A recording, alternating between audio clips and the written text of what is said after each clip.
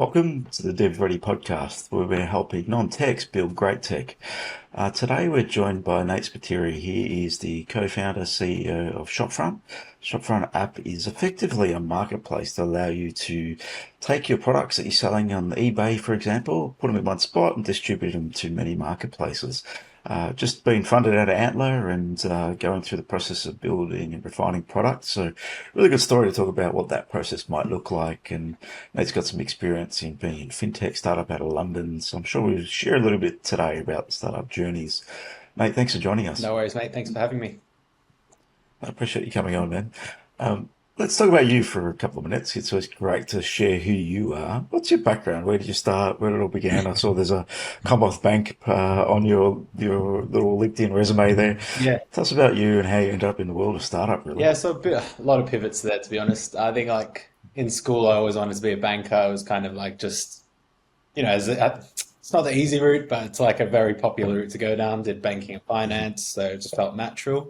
Kind of kept hitting my milestones that I wanted to hit, and very shortly realized that this wasn't what I wanted to do. Didn't really feel like being in a suit and tie every day, and it was 7, 8 years to kind of learn that.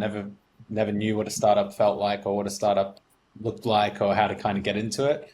And then 2019, right before COVID, my partner and I just decided we were kind of over Melbourne and Australia at the time, and our lifestyles, I guess, and wanted to take a punt and move overseas. And I really had this motivation to jump into fintech, not really knowing what fintech was, but it was a nice kind of sidestep into the world of startups. Yeah. Tom, it's funny. I thought It's a bit of a change there, right? So in banking, but yeah, similar but very different, less corporate, very less, completely corporate. I was never going to do lending again, and I ended up smack bang in a lending fintech. But yeah, it was really good. COVID happened as well as soon as we moved, so that was quite interesting, which gave me a bit of time to step back and reevaluate what I wanted to do. It actually took me like 7 or 8 months as an expat to find a job because British people weren't getting hired, so it was very difficult for someone on a 2-year visa to get Challenge. hired. But luckily, my partner ended up getting a job, and we were able to kind of sustain ourselves for a little bit. But yeah, I started researching startups, met a Kiwi guy, so Rob, who was the CEO of Plend at the time. And he had this great idea to build a credit score model using open banking because he couldn't get finance in the UK being an expat when he arrived, and ended up getting into snowball debt. Really powerful story there. So him and his co-founder Jamie were looking for a CMO type first hire.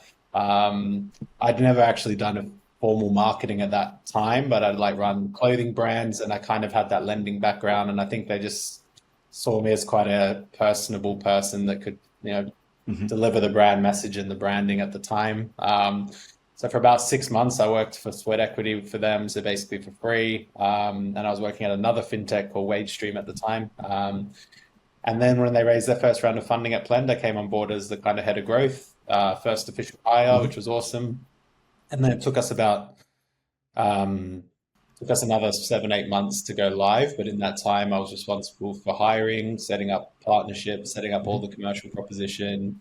So while the CEO was like out fundraising and raising debt and equity, and the CTO was building the product, I basically filled all the other gaps from operational to everything else. So it was a nice kind of It's just the world of startup. Just do everything, yeah, it right? was Just get involved. probably the closest thing to being a founder as I could be without all the stress and pressure. So I tell them now that I'm a founder. I always apologize for being a pain in the ass at the time and just kind of not understanding exactly what they were going through. What it's all about, yes. So no, but it was great. So I spent about 4 years at Plend, managed to stay in London an extra 2 years, got sponsored, which is amazing. And through my time with Plend, we grew the team to over 20. We raised over 40 million pounds in debt and equity.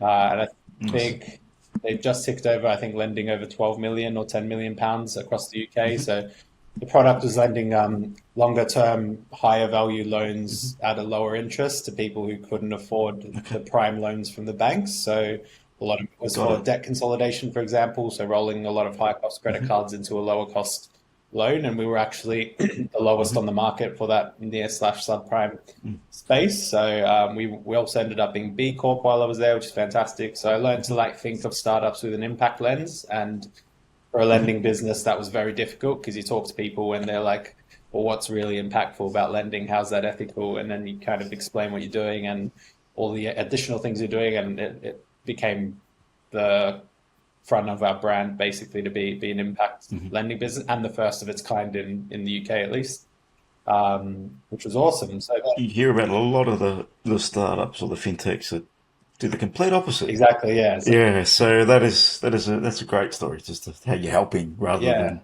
yes, we'll go after third world countries and charge them exorbitant lending fees for not much. So yeah, that's where most fintech I've heard about go. So yeah, that's a very different yeah. story. Fintech tends to be very like commercial first business. So to like flip it on its head and think impact and then commercial actually worked well for us because you attract the right partners that are willing to give you funding and grants, and You would, yeah, get the right people on the table. you get the public that trust you to borrow from you as well. So it was kind of like a really nice space to play in. It's a good way to stand out, right? So when we're building a business, we need to stand out at some capacity. If the same as everyone Yeah. else, it becomes difficult to raise, like you said, £40 million. It's significant capital and debt that was raised. It's not a small amount, right? So if anyone's going down a bigger journey, we need to be different. That requires trust, right?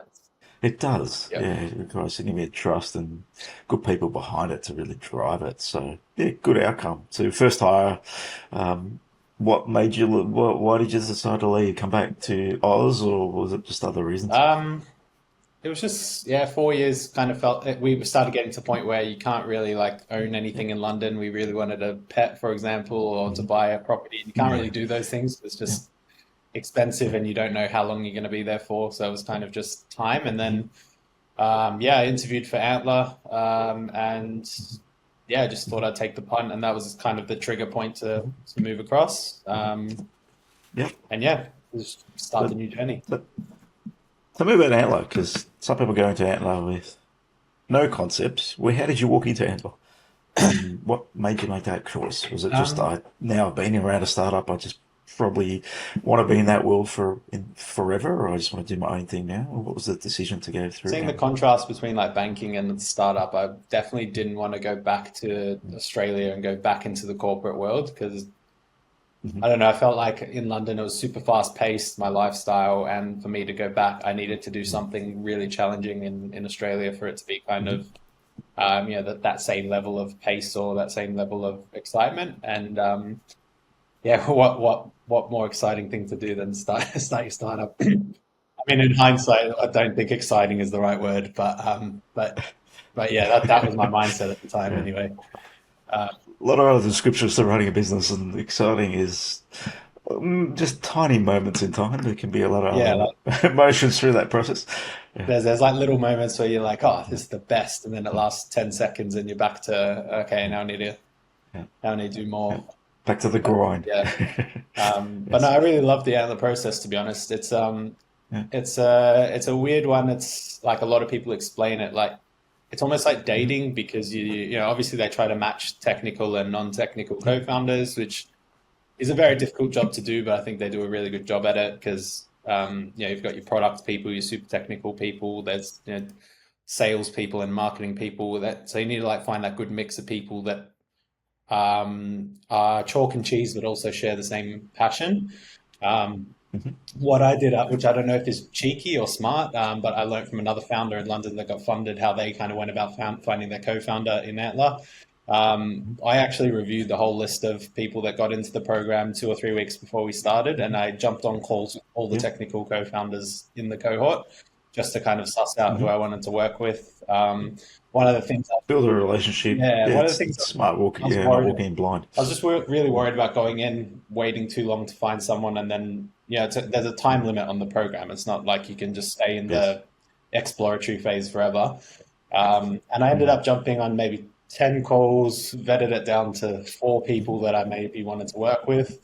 And Drew, my co-founder now, he was in Bali at the time. He was like a digital nomad. He was pretty sure like enjoying us a couple of times. And I just thought, okay, this guy's like, I can get along with this guy. And we kind of shared the same passion. He's really big on impact, just was a CTO at an energy startup. So just kind of, I was really passionate about circular economy at the time, and still am, and we kind of just really clicked and actually came up with almost the first concepts in that first phone call before the program Yeah. started. And Okay. then that kind of evolved as we met each other on day one of the program, and then it was almost just like, let's not waste time, let's just jump in and start doing this now. So that we were one of the first teams to actually form in the program because yeah, we just really wanted to go for it. Like I had taken a couple months off work because I was traveling before I came to Australia. He had traveled before he came as well, so we were just both ready to hit the ground running and just build. We didn't want to like waste time just mucking about trying to find the right partnership and things like that. It was just kind of like, okay, we get along. There's complementary skills there. Let's just do it. And if it fails, like we've done it quick enough to maybe go back and find someone else. So that was like the thinking. Smart. Yeah.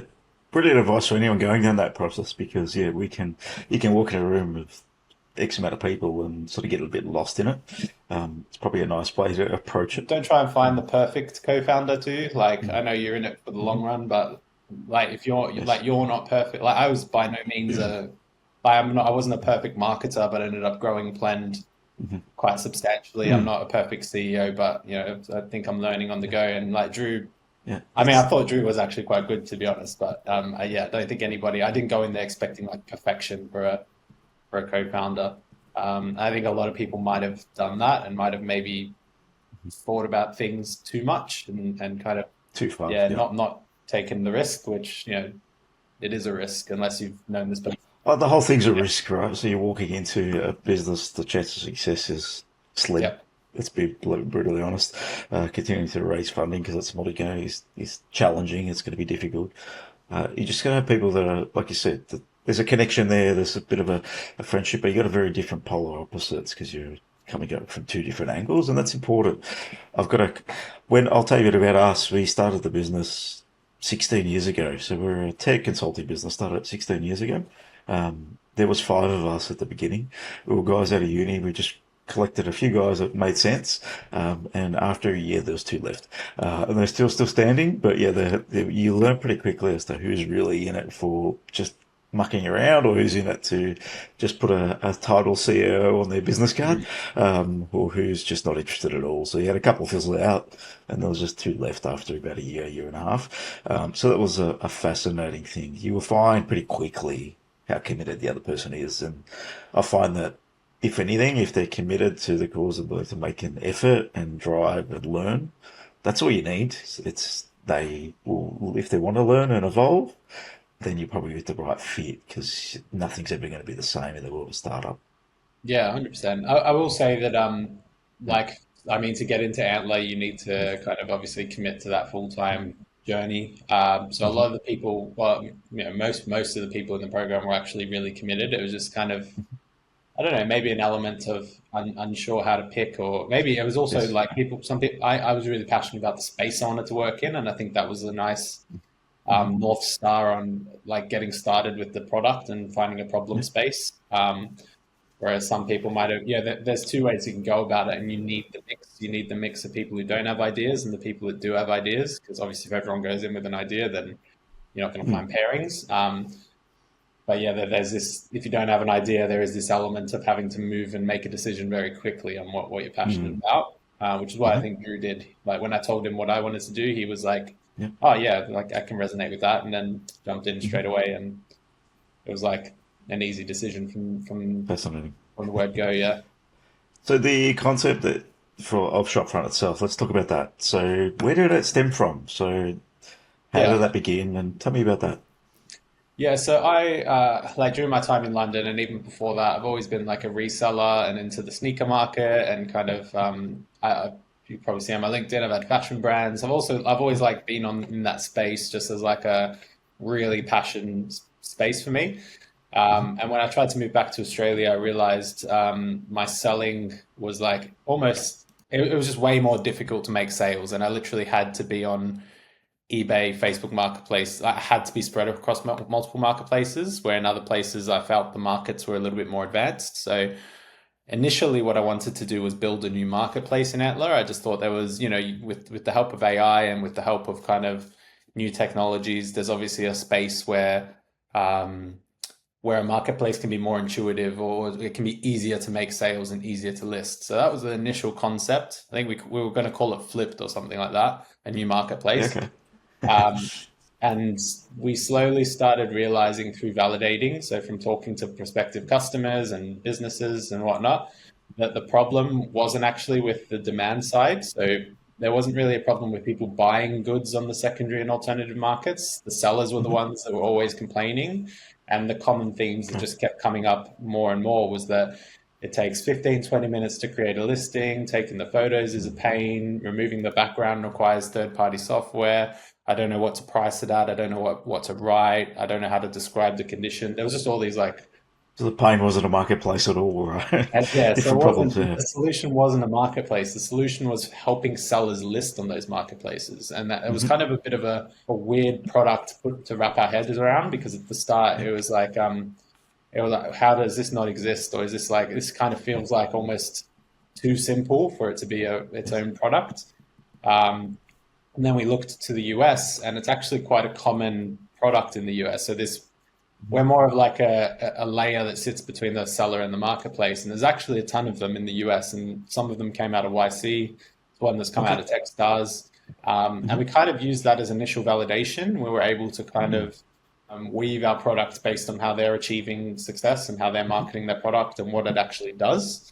And that's how we kind of birthed Shopfront. So our competition wasn't really using a lot of AI. It was just mainly the APIs that were doing the work. Whereas we've kind of, my co-founder's an AI domain expert, so Drew's really big on utilizing his expertise there. So we've really tried to incorporate that in the product and the user journey, which is still currently building, so nothing's live just yet. But in the ultimate product is that you'd be able to drop your photos in, the background gets generated, removed, the listing details get generated, and then it gets listed on the platforms for you. And there's AI in every process there, even in the APIs. So um, That's the interesting part of AI.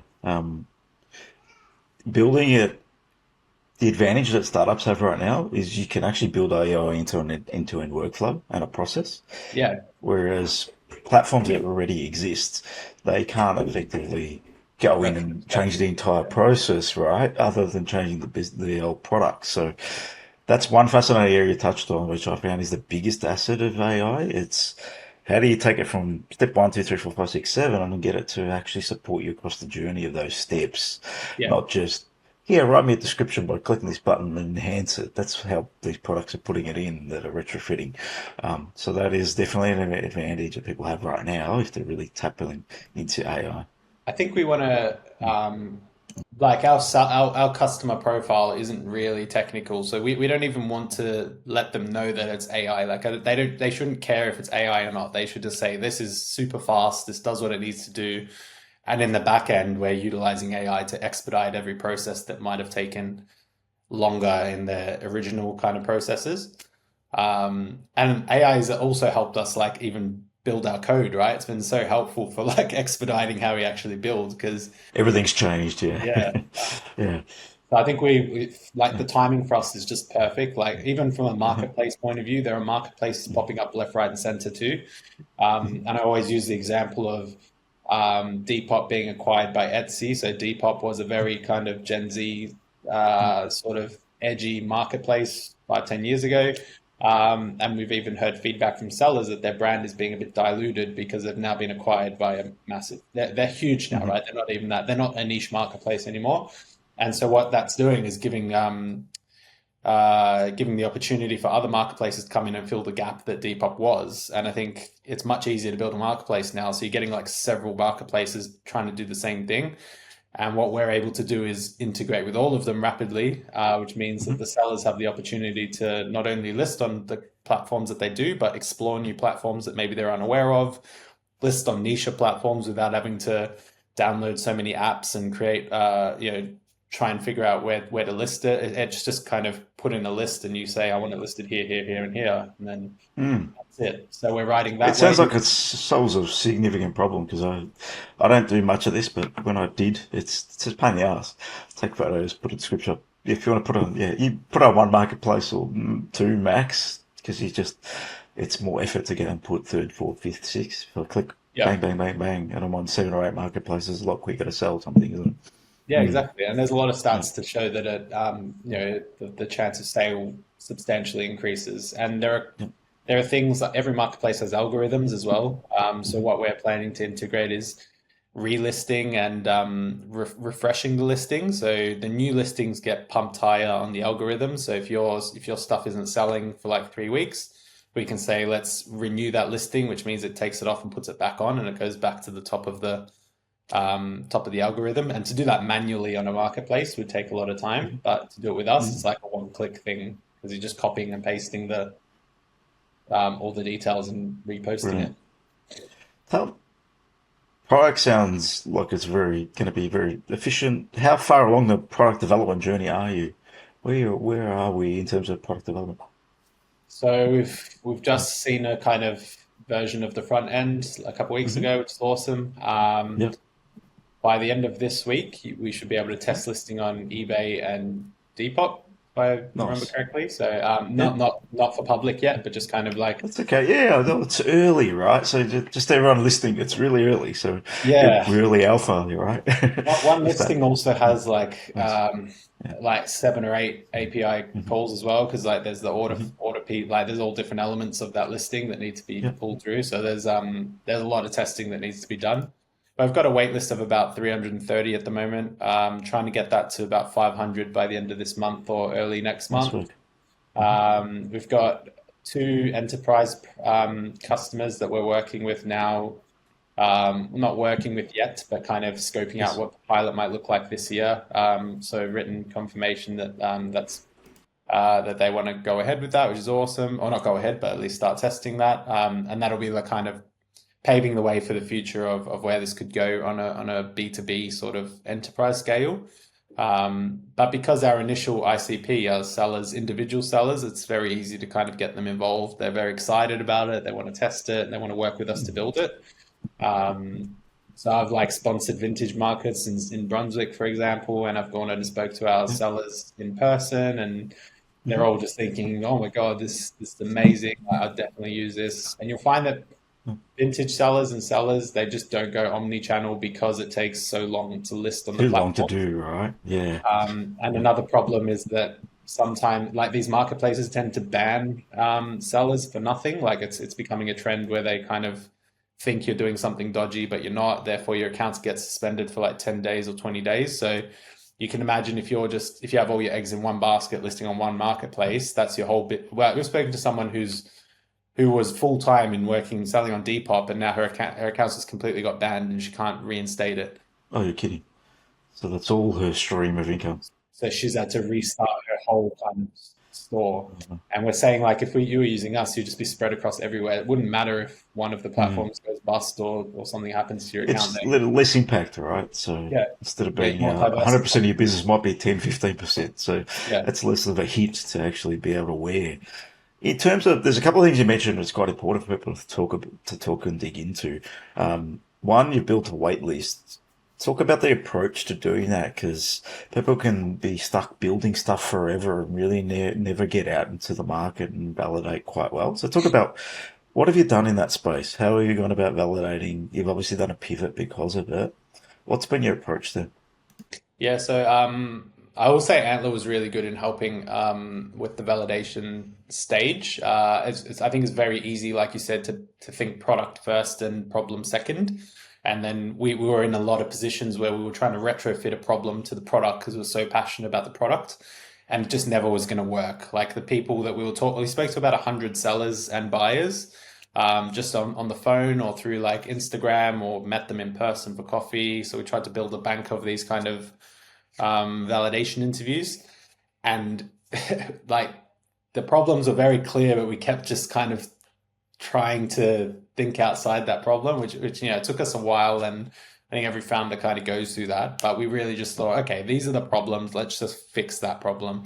The good thing about doing a lot of validation as well, like speaking to them in person or even just DMing them or whatever it might be, is they end up signing up to your wait list, and they end up being the ones who are most excited about your journey because they've seen you go from this phone call having literally nothing but not even an idea really to now you're featured in the news, getting funding and things like that. And they were the first person that you spoke to. So for them, it's very exciting to see the trajectory. And for us, that's like almost a loyal customer that's just waiting to get their hands on the product. So I've really found that journey quite exciting and motivating because they're your early kind of fans, if that makes sense. I mean, for sure, there were some interviews that were like, this sounds terrible. I'm not gonna like, I don't see the need, like, or just, skeptical people that are just like, it's new and they're just gonna be like, nah, I don't need it. Don't have any problems. My life's fine.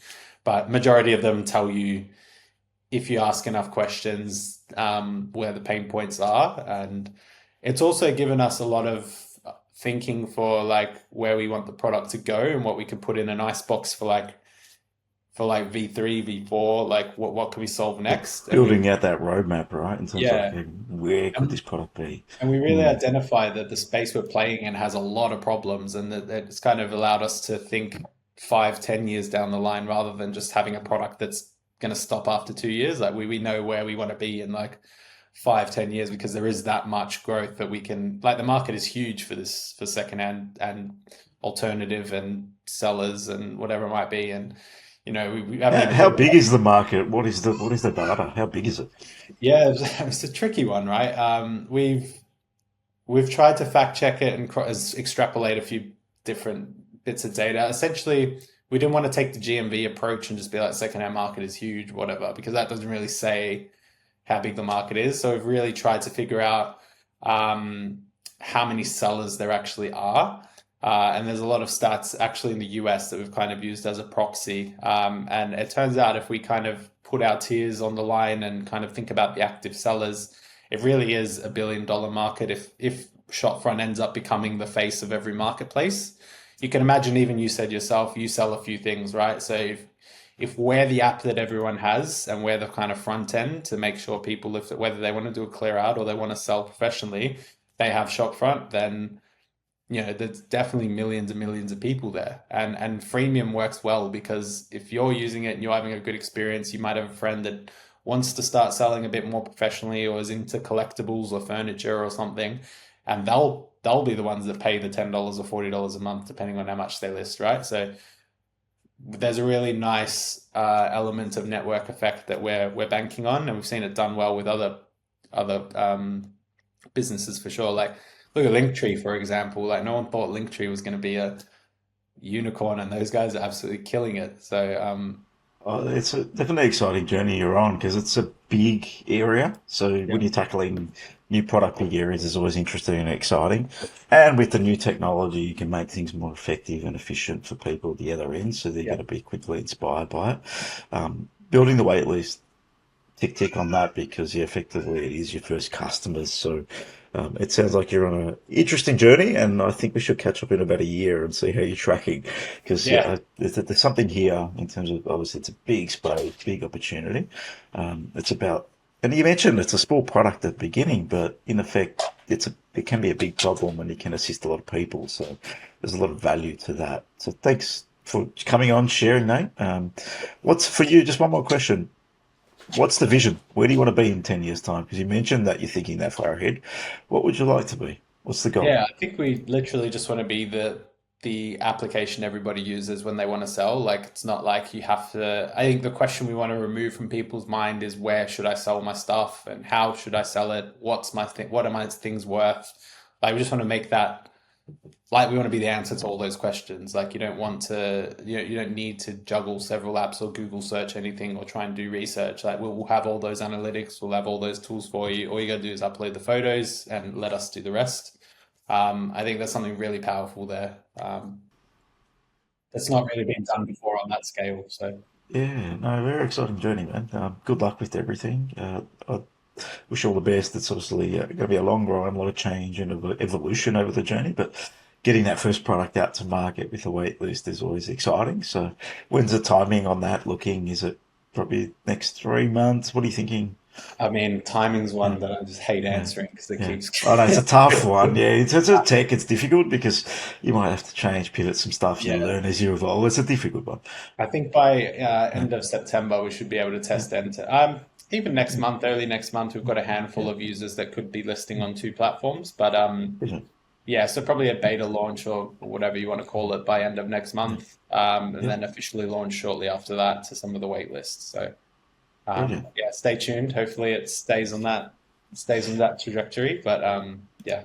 So if anyone wants to find out more about the Shopfront app, where might they find you? I think it's the Shopfront.app. Is that correct? Is that the website? That was our old one. So it's www.shopfrontapp.co. All right, cool. Yeah, I'm pretty active on LinkedIn as well. yeah, So yeah, yeah, I yeah, yap on about it all the time. So feel yeah. free to reach out or chat to me as well. If any sellers out there want to learn more, just follow the journey, just jump on, have a connect with Nate. And thanks for coming on the DevReady podcast. Really good to share your journey in the early stages and the excitement behind that and what that could be in terms of vision. And you get sucked into the vision as an early stage founder, and that's what you need to be on that journey of, okay, how big of a difference can we make in this space? So good luck with everything. I'll stay Yeah, in touch. We'll maybe connect through in 6, 12 months when you launch something, and we'll see how it's sort of trending because it's an exciting little journey you're on. awesome, man. Thanks for having me, Andrew. Appreciate it. I appreciate it. Thanks, Nate. Cool. Cheers. See ya.